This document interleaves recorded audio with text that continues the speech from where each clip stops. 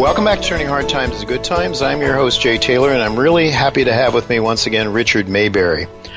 Richard is the editor of Richard J. Maybury's U.S. and World Early Warning Report. I'm having a lot of trouble getting that out. Richard J. Maybury's U.S. and World Early Warning Report. I just simply know it as the Early Warning Report. It is a monthly newsletter that not only helps us use history and to understand what is going on in the world, but also has a lot of very good, profitable, long-term investment ideas. And the Early Warning Report is a letter that I look forward to every month getting. And, you get a lot of newsletters sometimes. This is one that I actually really miss if it doesn't come in my mailbox on time. It's earlywarningreport.com, earlywarningreport.com to learn more about what Richard is doing, and I think there's probably some free stuff there as well, but hey, look, his letter is one of the best bargains I've ever seen. It's very inexpensive for what you get, so I hope that you'll all check it out, earlywarningreport.com. Thanks for joining me, Richard. Thank you, Jay. I always enjoy being here. Your show is such a breath of fresh air. There's practically nobody out there doing what you're doing, and I, for one, thank you very much. There are a few other people, Richard, yourself included, not necessarily on the radio all the time, but there are some other people out there, so I am encouraged from time to time. There are still some people who understand liberty and want to retain it, and liberty and happiness. And first of all, before we go any further, I have to congratulate you and your wife, Samantha, for your 50 years together. Wedding anniversary you just celebrated last month, right? Well, no, it's in August. Oh, it will be. So it's coming up. So I'm premature, and I'm premature in celebrating it yet, huh? Yes. Thank you very much. I appreciate it. But I think it's a good bet that you'll be with Samantha for 50 years. Now that you've been 49 years and all but 1 month. Okay. Yes. Well, in any event, what's the answer? How do people stay together that long? Because it isn't all that common. I mean, half the population. Marriages seem to end in divorce. Yeah, I hate to sound old-fashioned, but we got married in '67 when the old values that people were taught, by the churches and all, were still very much alive, and people felt that they needed to be protected. Things like fidelity and fidelity, yeah. Yeah,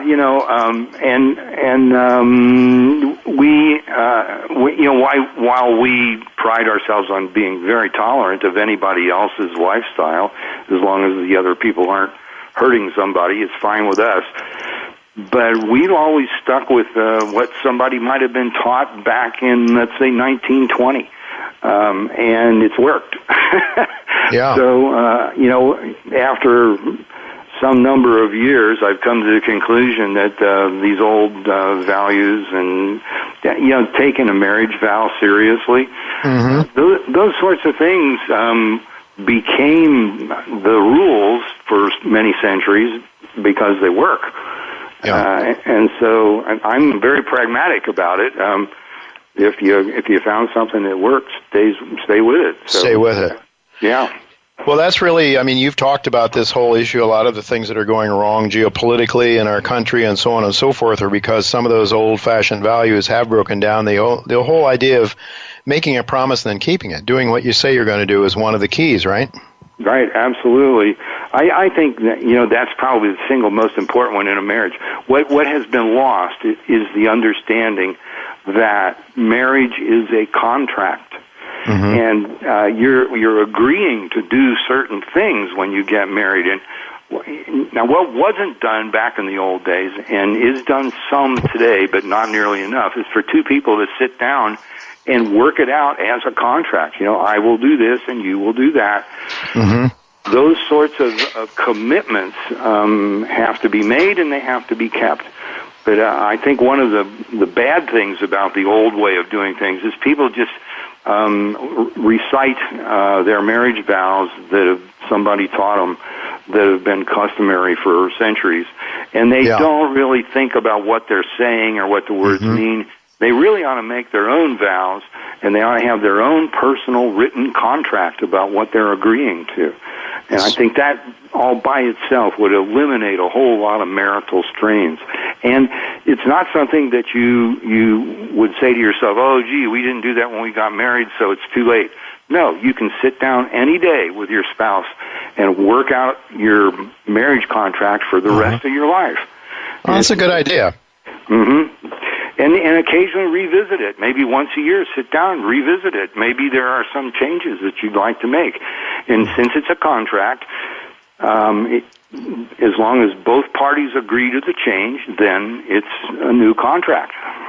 All right, well, some very practical advice on a personal scale, but I would also suggest, Richard, that maybe if our country and our leaders had understood and stayed with the promises that were made in the Constitution, we might not have nearly all the problems we have now. One of those main things you talk about in your upcoming August newsletter is this dysfunctional government, which actually was, in a way, was programmed into the Constitution by our founding fathers.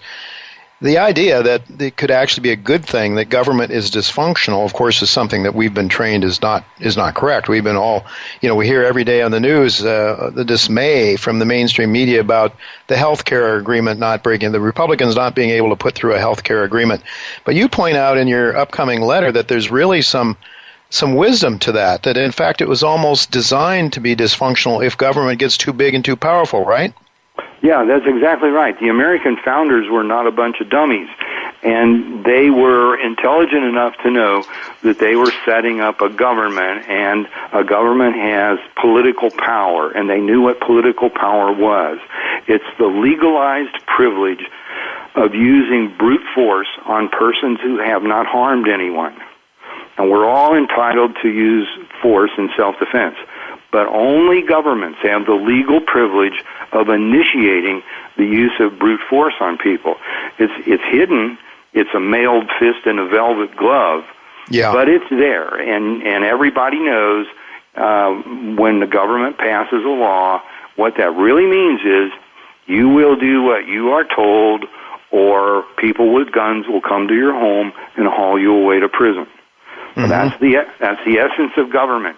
And the founders understood that, and they realized that has a tremendous inclination to corrupt people. Anybody who has the ability legally to initiate the use of force on persons who haven't harmed anyone, that is corrupting.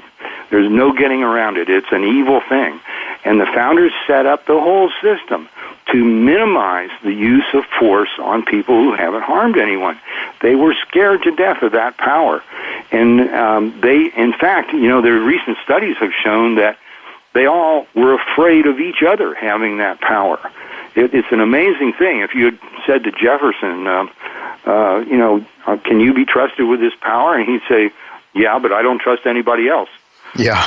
And they all had that attitude. They couldn't trust each other as well as whoever else might be in on the government.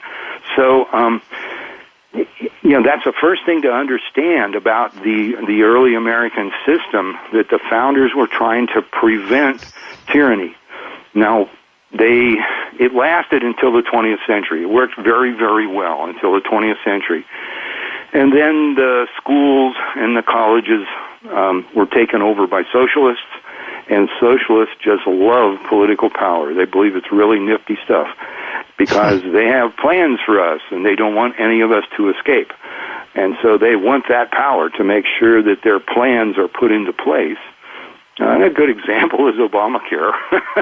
It's just forced onto you, here you are minding your own business, living your own life, and the government comes along and forces this thing onto you.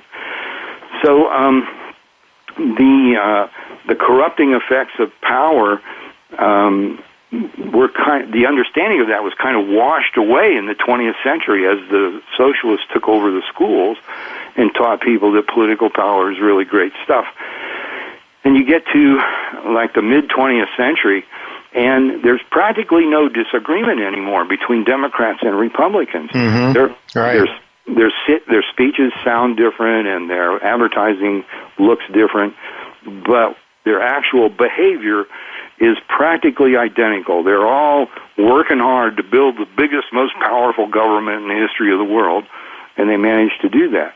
And today, one result of that is that there are more than, try to grasp this, there are more than 300,000 federal laws. And the federal politicians and bureaucrats make up another 3,000 to 4,000 laws per year. And every one of those is backed by that threat of force.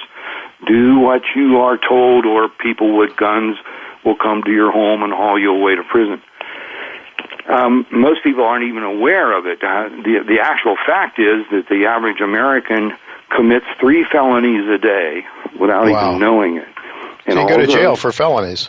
Yes, right. Yeah, a felony generally means at least a year in jail. And so one of my favorite examples of this is that we've all been on the edge of a pond or a stream or a lake and picked up a stone and thrown it in the water, maybe skipped the stone. Well, that's a felony.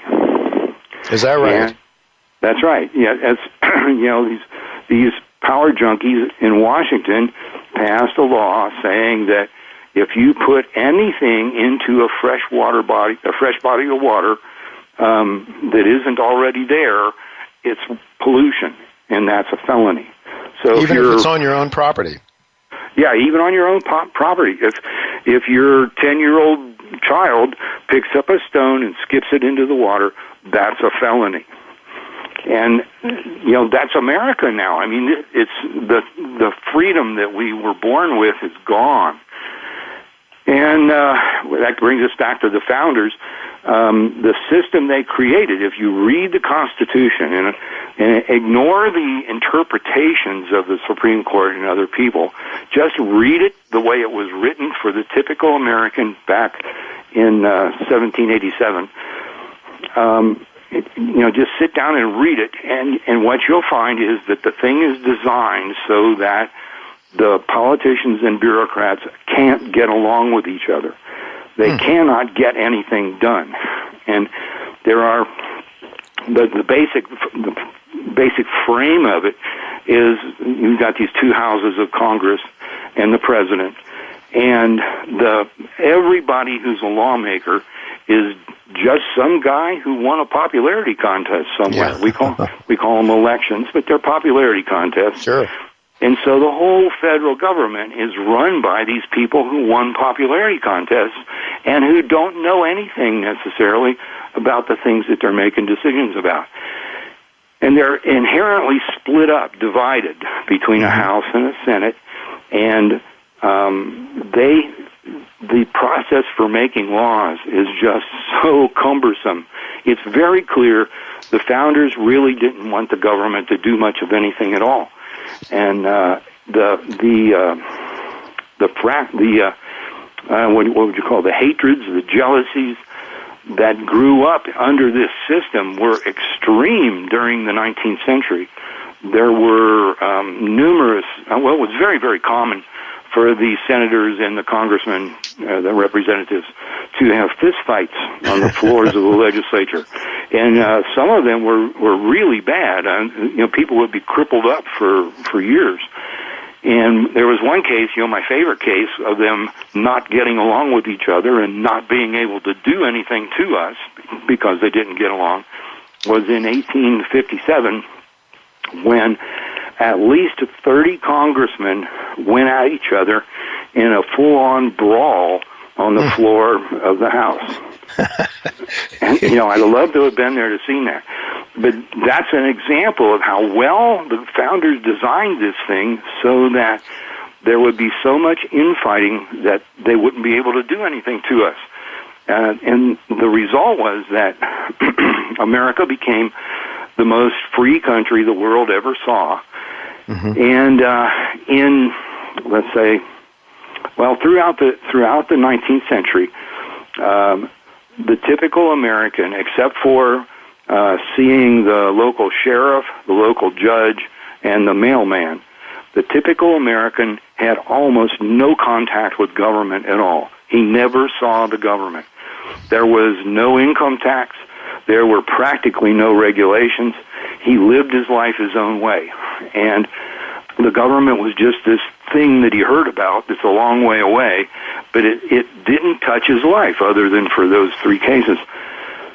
So America became this incredibly free place where people were, among other things, free to experiment and invent new things, and America became the innovator of the world. And by, let's say, by 1920 or so, the economy had been so robust for so long, and poverty had declined so much under this free system, that, so the system of liberty and free markets, that in 1920, the average American lived vastly better than royalty did in 1776. Yeah, they had better food. Yeah, better food, better transportation, better communication, better pretty much everything than royalty did in 1776. That's how fast the progress was and how widespread it was in America. But showing that the founding fathers' notion that the least government is the best government had some wisdom, had some truth to it, probably. Yeah, absolutely. It was the irrefutable proof that their system was the right way to go, to set up a government so somebody else can't set up one, and then cripple it so it can't do anything. It's just a placeholder. It just occupies this space, so there's a no power vacuum for somebody else to move into, but it doesn't do anything. And that's the way it worked out. I mean, it's an amazing story. If you follow the economic progress of the United States from, let's say, the Constitution, 1787 to 1920, it's miraculous. I mean, it really is miraculous. Well, why is the story not being told, except by yourself, Ron Paul, a few people here and there?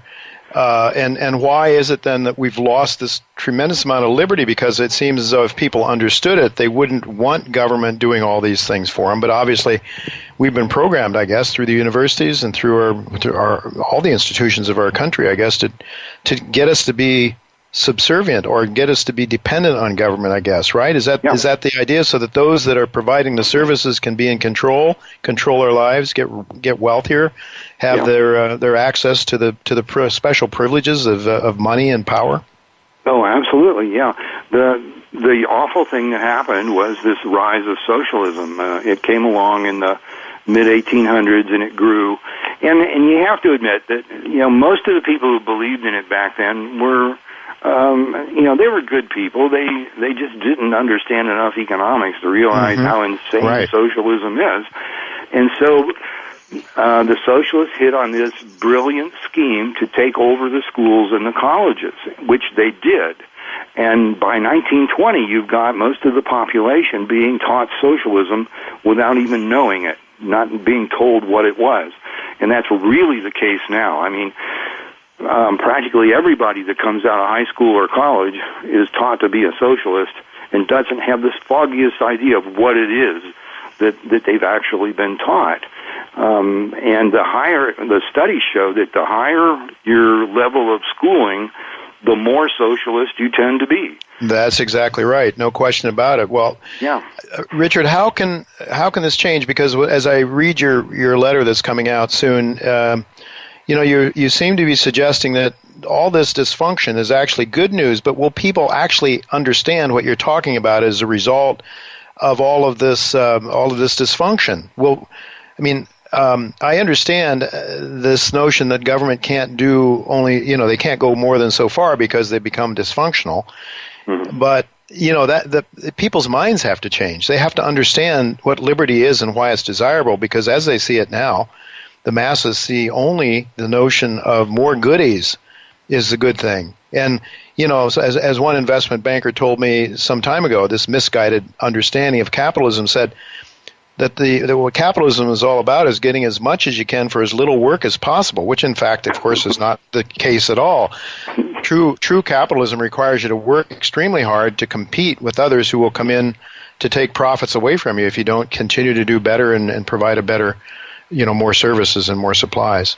Yeah. So I guess my question is, how do people begin to understand this? I guess your newsletter, my radio show, we try, but man, it seems like it's really difficult because you got all the major media just keep pounding away with this nonsense. Yeah, the way I've actually, in my way of thinking about this, has actually changed in the last few months. I have always assumed that we have to keep teaching about the system of liberty and free markets, and eventually people will understand enough that they'll go back in the direction that was planned early on. And what I realize now is actually the change is happening without most people understanding why. It's accidental, probably, but nevertheless true that socialism is pretty much dead. The socialist structures still exist, but as a theory to believe in, it's dead as a doornail. You just never hear anybody except Bernie Sanders making a case for socialism anymore. And after the Union of Soviet Socialist Republics fell apart, it was obvious to the whole world that socialism is a catastrophe. It doesn't work. So the unity that used to exist between liberals and conservatives, or Democrats and Republicans, back during the middle of the 20th century, that's gone now. And this cooperation that they once had in passing all of these laws, that's breaking up. And it's exactly what the founders wanted to happen. They wanted, it's what I call discord by design. Mm-hmm. That's the U.S. Constitution, is discord by design, so that the power junkies can't cooperate with each other in stealing our liberty and our money. So we're coming back to that simply because the socialist paradigm has died, and the two sides don't have any flag to rally around anymore.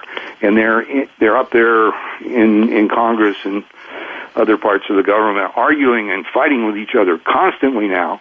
And the whole thing is getting paralyzed exactly the way it was back in the 19th century that the founders intended. So we are at a position now where a big opportunity is developing to return to the original system where we were free to have a free economy and to really make poverty go away and progress to be a solid thing.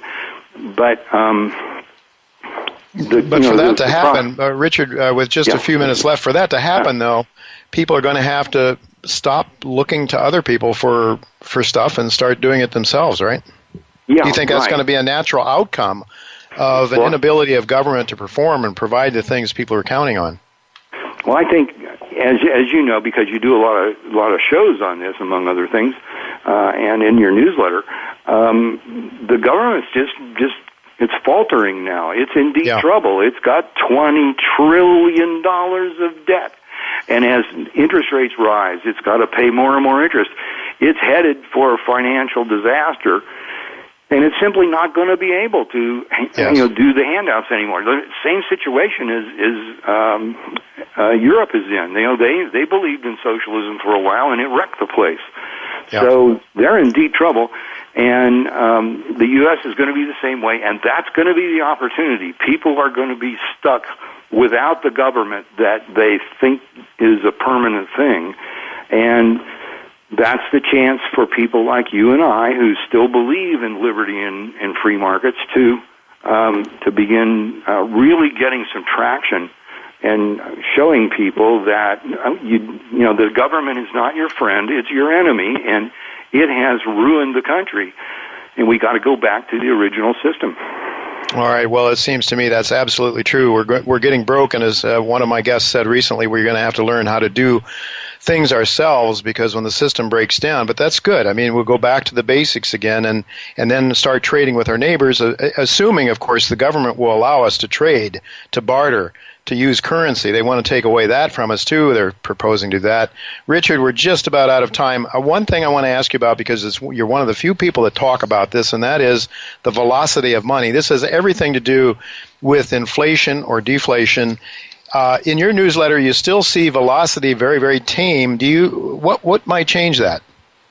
I think that we're coming to a case where the dollar is going to be very much more suspect than it is right now. Well, it's becoming that way now. The dollar is starting to weaken very dramatically. Right, and at some point, people are going to start fleeing from the dollar, and that will be a rise in velocity. And you'll have people taking money out of their bank accounts and out of their mattresses and everywhere else. And to buy stuff to protect their purchasing power, right, Richard? Right. All right. And, run out to buy stuff before the dollar becomes worth even less. And that'll be the rise in velocity that'll create the boom. Well, we'll have to leave it go at that.